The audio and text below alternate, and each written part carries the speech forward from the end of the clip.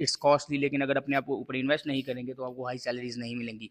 अब अगर बात करें सैलरीज की, तो अकाउंटेंट की जो सैलरी है, बैचलर्स के बाद, बीकॉम के बाद, किसी भी बिजनेस डिग्री के बाद हमारा सबसे बड़ा क्वेश्चन ये होता है कि हमें कौन सा करियर स्टार्ट करना चाहिए। क्या हम अकाउंटिंग में चले जाएं, क्या हम ऑडिट में चले जाएं, या फिर क्या हम फाइनेंस में चले जाएं। और बहुत से लोगों को तो ये भी पता नहीं होता कि इसके बाद कौन कौन सी फील्ड्स होती हैं, कौन कौन से प्रोफेशन होते हैं। तो आज इसी वीडियो के बारे में बात करनी है और बताना है कि कौन से करियर्स हाई पे करते हैं, कौन से करियर्स में हाई सैलरीज होती हैं, कौन सा ऐसा प्रोफेशन है, कौन से सर्टिफिकेशंस हैं जो हाई पे करते हैं, कौन से स्किल्स हम सीखें कि हमें हाई पे मिल जाए। ठीक है, तो सबसे पहले स्टार्ट करते हैं। आपने बीकॉम कर लिया है या फिर आप स्टक होकर रह गए हैं अपने करियर में, तो ये वीडियो को लास्ट तक देख लेना। तो एंड पे हम ये भी बताएंगे कि कौन सा करियर हाई पे करता है। कंपेयर करेंगे तीनों करियर्स को, अकाउंटिंग को, ऑडिट को और फाइनेंस को। सबसे पहले हम बात करते हैं अकाउंटिंग की। तो अकाउंटिंग में जैसे आपको पता है, आपका डाटा होता है, आपने रिकॉर्ड करना होता है, आपने उसको समराइज़ करना होता है, ट्रांजैक्शन जितनी भी होती हैं। ठीक है, और उसके बाद जो है इसके अंदर डिफरेंट डिफरेंट फील्ड्स होती हैं, जैसे फाइनेंशियल अकाउंटेंट होता है, कॉस्ट अकाउंटेंट होता है, टैक्स अकाउंटेंट होता है, ट्रेजरी अकाउंटेंट भी आ जाता है इसके अंदर। तो ये कुछ इसके अंदर रोल्स होते हैं जो डिफरेंट डिफरेंट होते हैं अकाउंट के अंदर। अकाउंट्स रिसीवेबल, अकाउंट्स पेबल भी आ जाता है, जनरल अकाउंटेंट भी आ जाता है जिसमें जनरल लेजर्स आपने देखने होते हैं। तो ये डिफरेंट डिफरेंट अकाउंटिंग के अंदर रोल होते हैं जो आपने परफॉर्म करने होते हैं, जिस भी रोल के ऊपर आप हायर हो जाते हैं। फॉर एग्जांपल, आप फाइनेंशियल अकाउंटिंग के ऊपर हो जाते हैं, हायर होते हैं, तो आपको जनरल एंट्रीज रिकॉर्ड करनी होती है मोस्टली अपनी बिगनिंग स्टेज के ऊपर, अपनी जब फर्स्ट 6 मंथ्स के अंदर।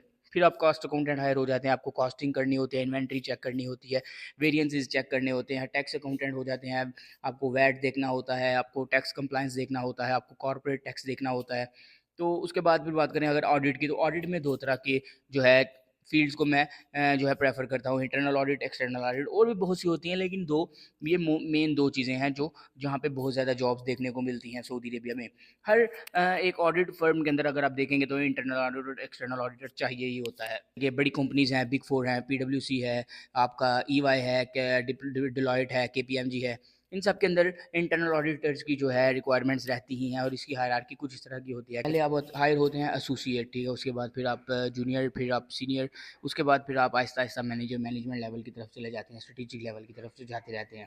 अकाउंटिंग की अगर बात करें तो कॉस्ट अकाउंटेंट एक ऐसे अकाउंटेंट होते हैं जो स्ट्रेटेजिक लेवल पर डायरेक्ट हायर होते हैं, जूनियर लेवल पर भी, क्योंकि उनका काम ही जो है वो स्ट्रेटेजिक लेवल का होता है। फाइनेंस के अंदर अगर हम बात करें तो इसके अंदर जो हाई पेइंग जॉब्स रहती हैं वो है फाइनेंशियल एनालिस्ट होता है, फिर उसके बाद बजटिंग एनालिस्ट होता है, प्लानिंग एनालिस्ट होता है। इसके अंदर आप काम कौन कौन से करते हैं, इसके अंदर आप बजटिंग, फोरकास्टिंग, वेरियंसेस करते हैं, एनालाइज करते हैं कंपनी की बैलेंस शीट को, प्रॉफिट एंड लॉस स्टेटमेंट को, कैश फ्लो स्टेटमेंट को, एक्विटीज़ को। इसके अंदर फिर इसके बाद इसकी जॉब आ जाती है, एक्विटी रिसर्चर्स की जॉब आ जाती है, कैपिटल शेयर मार्केट्स में जॉब आ जाती है, तो मर्जर्स एंड एक्विजिशंस की जॉब्स आ जाती हैं। आप सोच रहे होंगे कि हमें ये चीज़ें कहाँ से सीखनी है, कौन सा सर्टिफिकेशन हमने किया हो तो हम ये सीखेंगे। बैचलर्स आपने किया, उसके बाद आपने कोई भी इनमें से फील्ड स्टार्ट कर दी, अकाउंटिंग की, ऑडिट की, सीएफए की। अभी आपने क्या करना है, मैं आऊँगा इसके ऊपर कि सीखना कहाँ से है। आपने अकाउंटिंग अगर अकाउंटिंग में गए हैं तो आपने सीपी, एसीसी, सीएमए स्टार्ट कर देना है। अगर आप ऑडिट में गए हैं तो आपने एसीसी, सीपी, सीएमए स्टार्ट कर देना है। अगर आप फाइनेंस में गए हैं तो आपने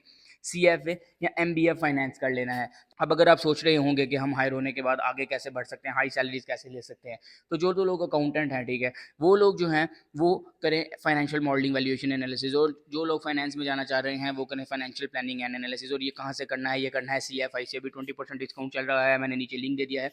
ये दोनों सर्टिफिकेशन की अभी जो है हायरिंग अथॉरिटीज़ जो हैं वो डिमांड करते हैं। उन्होंने स्पेसिफिकली लिखा भी होता है कि आपने कॉर्पोरेट फाइनेंस इंस्टीट्यूट से फाइनेंशियल मॉडलिंग, वैल्यूएशन एनालिसिस और फाइनेंशियल प्लानिंग एनालिसिस किया हो।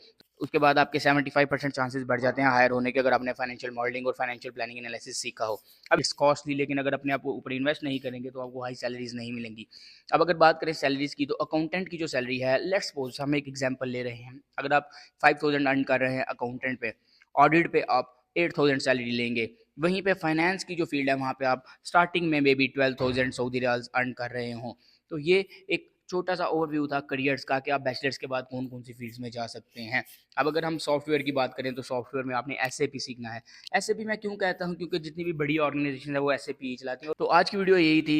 लाइक शेयर सब्सक्राइब करिएगा। अगर आपको वीडियो पसंद आई हो तो कमेंट करिएगा।